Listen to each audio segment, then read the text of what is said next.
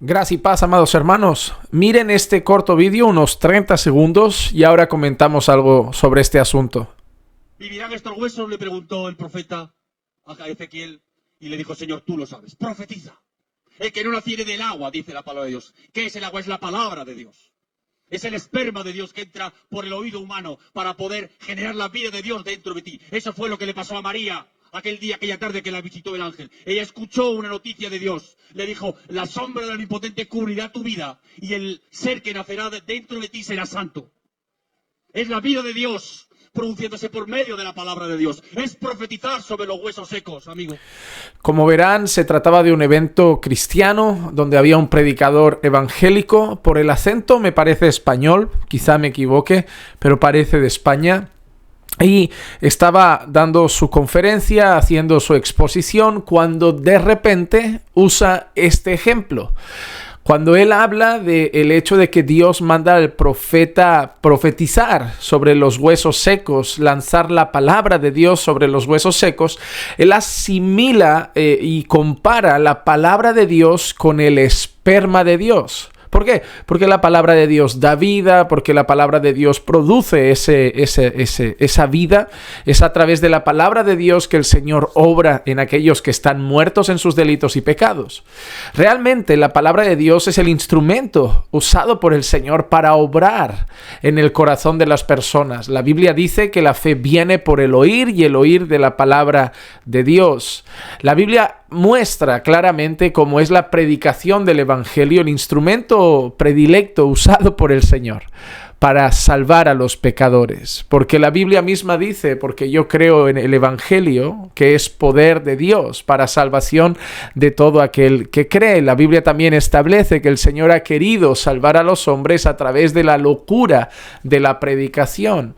Y también la Biblia muestra en algunos pasajes que nosotros nacimos a nueva vida mediante la palabra del Señor. Sabemos que no es solo la proclamación de la palabra del Señor, sino la obra que el Espíritu Santo hace a través de la palabra del Señor que es proclamada. Es decir, por eso muchas personas escuchan la palabra del Señor y siguen muertos en sus delitos y pecados. Muchas personas escuchan la palabra del Señor, pero no hay vida espiritual en ellos. Muchas personas escuchan la palabra del Señor, pero no hay una fe salvífica en ellos. ¿Por qué?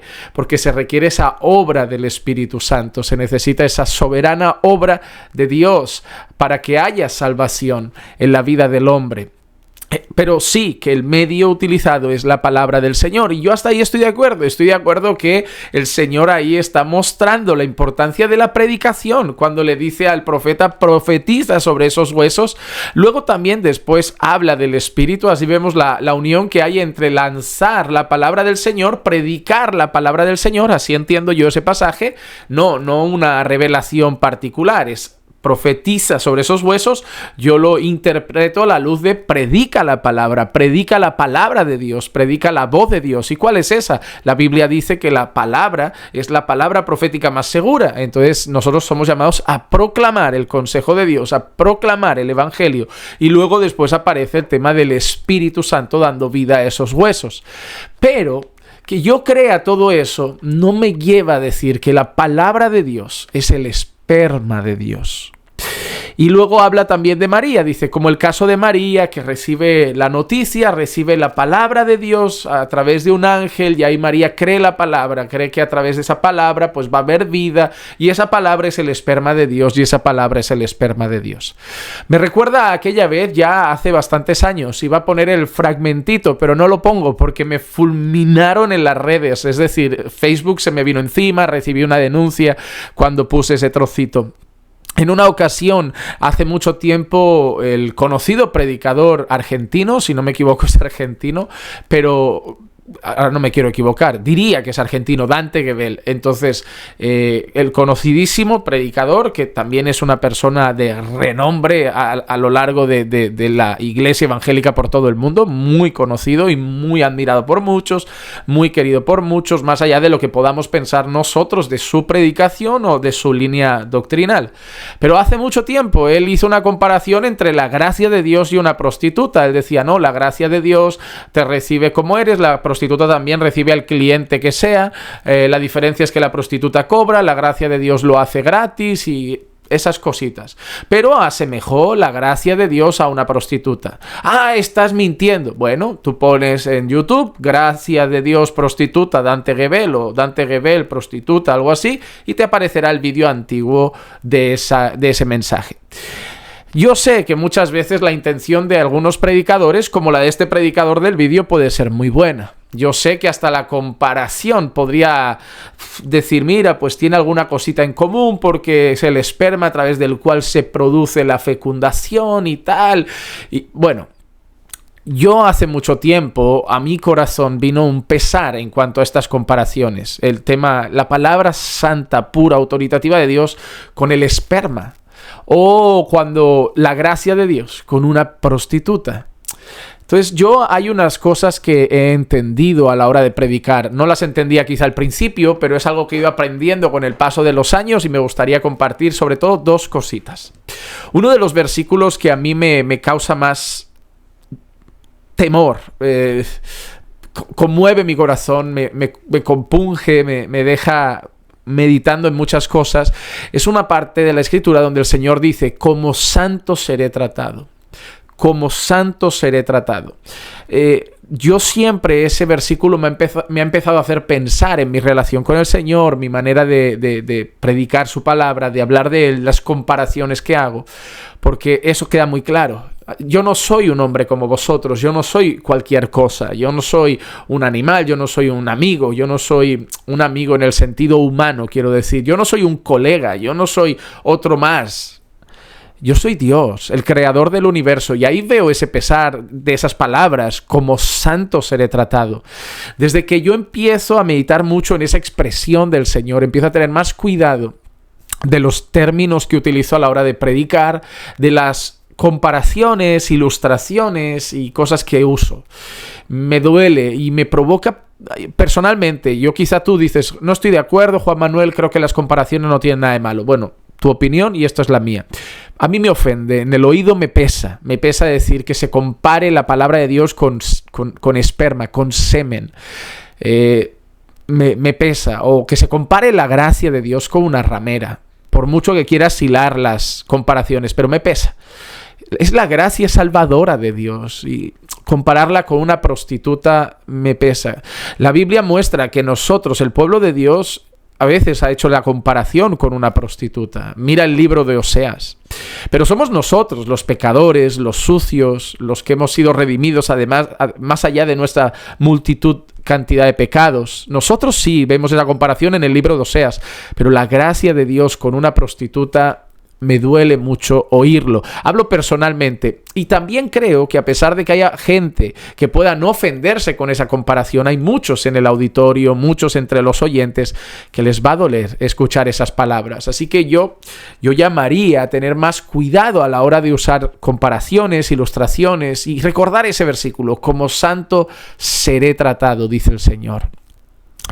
En segundo lugar, la otra cosa que yo quería comentar tiene que ver con lo que he dicho al final, y es que tengo que tener en cuenta al auditorio, tengo que tener en cuenta a las personas. Que haya algo que a mí no me ofenda o que haya algo que yo vea normal, entre comillas, no significa que todas las personas lo vean de esa misma manera.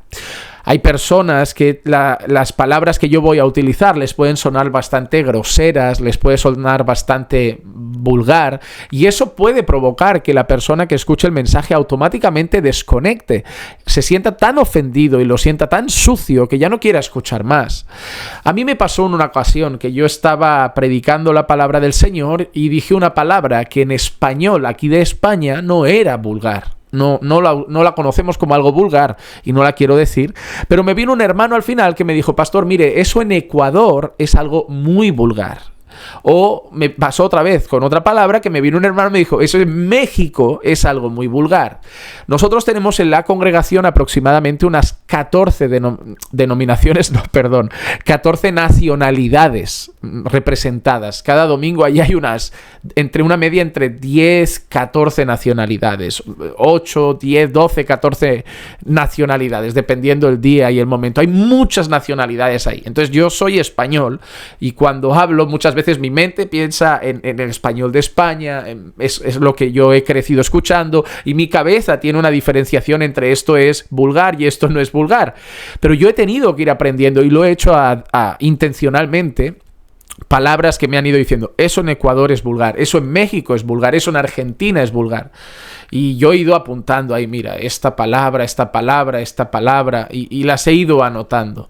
Entonces, ¿por qué? Porque a veces voy a predicar fuera. Yo sé que también las personas tienen que considerar, si estamos en España y el predicador es español, yo doy por hecho que en España se está predicando, y algunas palabras pues puede ser que yo las vea de esa manera. Pero cuando viajé a México a predicar, he tenido mucho cuidado, miraba mucho mi lista, decir, esto en México no se dice, esto en México no se dice, esto en México no se dice. ¿Por qué? Porque de golpe estás hablando de la santidad, de algo puro, del Señor, de su palabra, y sueltas esa palabra que para ti no es vulgar, pero para el resto es wow. Y dice, ¿cómo puede decir eso, Juan Manuel? ¿Cómo puede decir esa palabra tan grosera? Y yo como, ¿qué está pasando? ¿Por qué esas caras?